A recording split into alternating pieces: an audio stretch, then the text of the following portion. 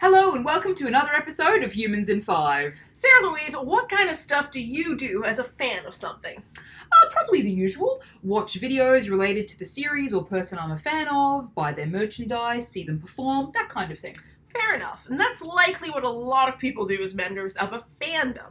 As you guys will remember from a previous episode, being fans of something or someone makes us feel like there are imaginary friends, making us part of an imagined community.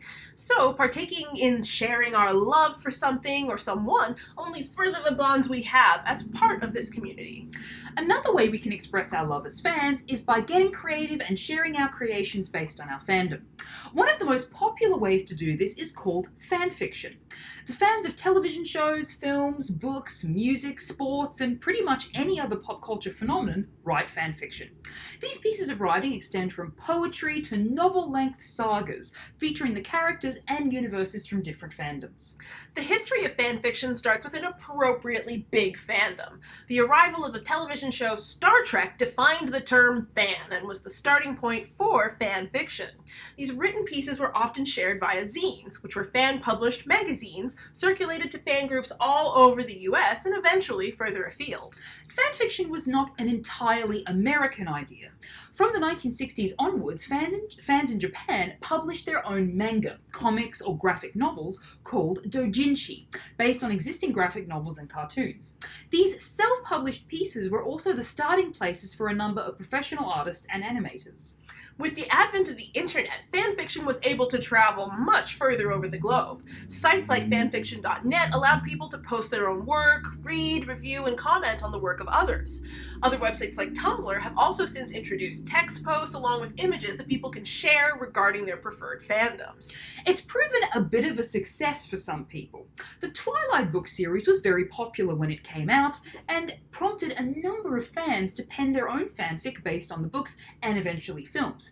So much so that one of the authors who wrote fanfiction eventually became the author of the 50 Shades of Grey book series, which has sold over 125 million copies worldwide. Researchers examining fanfic communities have found that these groups are very fertile ground for peer mentoring and developing language skills. Authors review one another's work and interact via public forums, while also having detailed conversations about word choice, description, and story development in the pieces they share online. Fanfiction is written by authors and read by audiences of differing ages. For older readers and writers, fanfiction also provides a space to explore their sexuality and sensuality. Slash fanfiction is a very popular genre of fanfiction where two male characters are written as being in a romantic or sexual relationship, that is, character X / character Y. It actually has its origins in the Star Trek universe, with some of the first fanfiction published in zines focusing on Kirk / Spock.